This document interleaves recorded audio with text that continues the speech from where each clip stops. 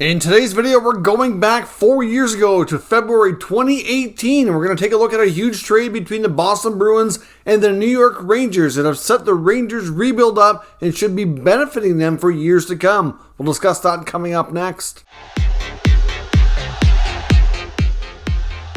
So welcome back to another video here at Top Shelf Hockey. As I mentioned, today we're taking a look at a huge NHL trade that happened all the way back in February of 2018 at the NHL trade deadline that sent superstar Rick Nash from Broadway to the Boston Bruins. In the case of the impact on Boston, unfortunately Rick Nash ended up getting an injury. Didn't really pan out. They didn't go far in the playoffs. So you could probably say that from the Boston perspective, this deal didn't really turn out overly well, but it did turn out exceptionally well from the Rangers' perspective, and it set them up to really accelerate this rebuild and take this well into the future with the benefits continuing on. It's like the gift that keeps on giving, they say. So first up, let's take a look at the full details of the original trade, and then we'll break down the extra pieces of kind of what's transpired since then to have this long-lasting positive effect. So the full details of the trade involving the Rangers and the Bruins here are as follows. The Boston Bruins get Rick Nash with 50%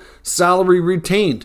Going to the New York Rangers, they receive Matt Bluskey, who had 50% of his salary retained from the Boston Bruins. You get Ryan Spooner, who was making $2.8 million at the time. Ryan Lindgren, of course, the rights to Ryan Lindgren. He was still playing college hockey at the University of Minnesota. They get a 2018 first-round pick, which ended up being number 26 overall. And they also received a 2019 7th-round pick, which was the second-to-last pick of the draft at number 216 overall.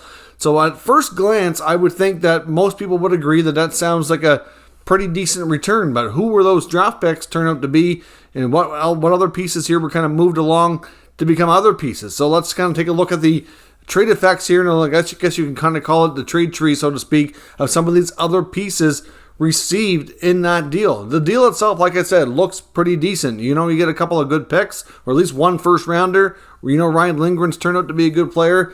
But let's break this down a little bit further. Now, Matt Bluskey, you may not remember that name depending on how hardcore of a hockey fan you are. You may or may not know a lot about him. But essentially, he was a UFA signing by Don Sweeney to Boston Bruins. He had come off of a 22-goal season with the Anaheim Ducks. Prior to that, he was really not a consistent player at all. I don't even think he hit double digits in goals one time. Wasn't an overly old player or anything like that, but he certainly wasn't a superstar by any means. But he did do well enough in that final year of his deal with the Ducks to kind of be a decent UFA signing. At least so it appeared. The Boston Bruins are giving him a 5-year contract at $3.8 million. As we've often talked about, some of the teams and GM's worst mistakes tend to happen in free agency. Some contracts work out, but unfortunately, it seems to be just as many or more that don't. And Bluskey is a key example of why you need to be careful with, giving a player who had a short-lived good result a longer-term contract. 5 years at 3.8 for one 22-goal season was a bit of an overspend and a reach by the Bruins, to say the least. His first season in Boston, he scored 15 goals. Then it was all downhill from there. So essentially that was a cap dump, so to speak. So the Bruins were able to move Bluskey to the Rangers. They helped them out. Of course, they knew the direction of the team was changing, and they didn't mind taking on that unfavorable money. Still had a couple years left on it. Bluskey only played a handful of games, a total of 5 for the New York Rangers. The rest of it, he was buried in the minors playing for their affiliate for the Hartford Wolfpack. So essentially, with half of the money being retained and then being buried in the minors, they really didn't have a big impact on their cap, and they weren't too worried about that anyways, considering this was the early stages of, obviously a rebuild taking place, right? So the Rangers took Bluskey. They got Ryan Spooner. Now, of course, Ryan Spooner only played a handful of games. He actually had off a good start with the Rangers. He finished the season that year. It had decent point totals. The next year, he started really slow. And only put up a couple points in like 15 or 16 games. And then he was swapped to the Edmonton Oilers for Ryan Strome. Now, of course, Ryan Strome came over and played probably the best hockey of his career. Gave the New York Rangers 4 really solid seasons. Just recently departed here in the past couple of weeks as an unrestricted free agent to the Anaheim Ducks. The Rangers, of course, opted to sign Vincent Trocheck instead and go in a different direction for their number 2 center spot, and Strome moves on to Anaheim. But you could argue that Ryan Strome was a really good player for them for a long time, and certainly was a key part of getting this team out of the rebuild. Had great chemistry with Artemi Panarin, and it was an excellent piece. Of course, they get Ryan Lindgren, the rights to Ryan Lindgren. He later joins the team coming out of college hockey, signs his 3-year entry-level contract, and then from there, after his ELC expires, Lindgren then goes on to sign a 3-year contract extension at $3 million per season. We've seen this year as the Rangers made their return to the Stanley Cup playoffs, just how much of a warrior he was. Certainly an integral part to their defense and the shot blocking and just that warrior mentality and doing everything it takes in the playoffs to win.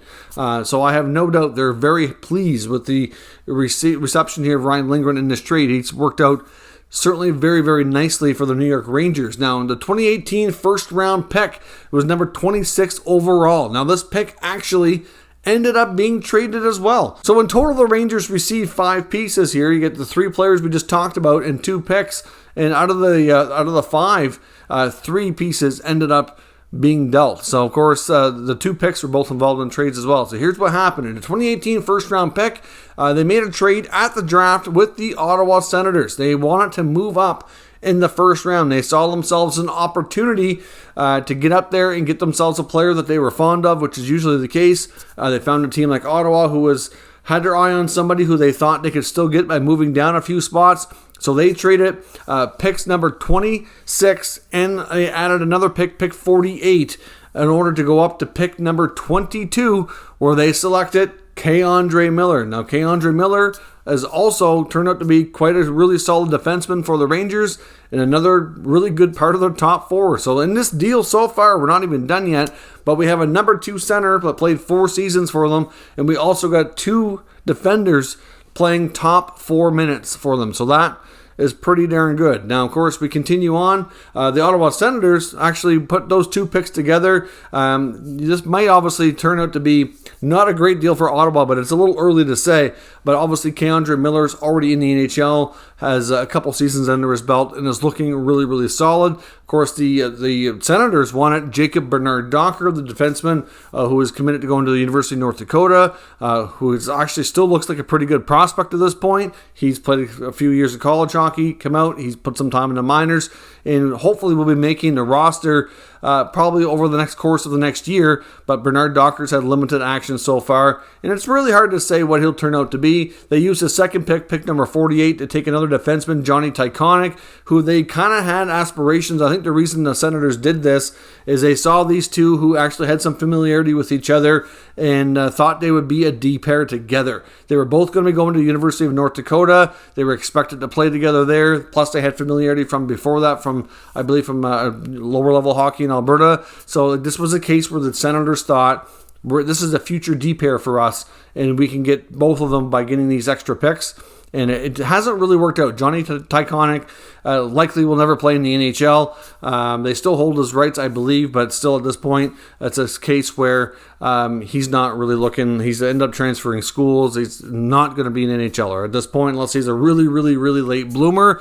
Jacob Bernard-Docker, on the other hand, still has a lot of potential and is expected to be, but we don't know how high his ceiling is going to be. So far, that deal looks really good for the New York Rangers, more so than the Senators. If the Senators had K'Andre Miller, instead of would have taken that pick themselves, they are missing somebody right now to play top 4 on the right side, and he could be that guy, and they wouldn't be searching for a trade right now. So it doesn't always work out, but it worked out well for New York. Now, this 7th round pick really didn't turn out to be anything too significant, but the 2019 7th round pick ended up being number 216 overall, was actually traded.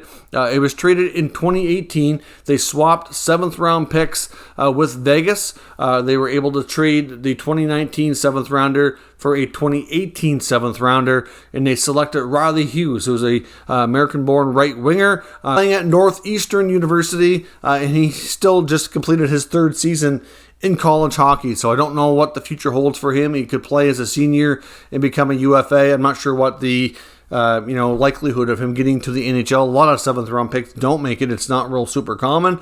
So we'll see. But at the end of the day, the trade kind of summarizes as this. Once you take the actual pieces they got at the time, look at the deals that were made with those pieces after the fact, they turned the final year of Rick Nash into Matt Bluskey, who really didn't have any impact positively and was just a salary dump that they helped out with, but played in their minors and was a good veteran for them at that level. Was productive at the AHL at the very least, so there was some positive impacts on the younger kids playing and developing. You get Ryan Strome, who played his best hockey with your franchise for 4 years as the number 2 center.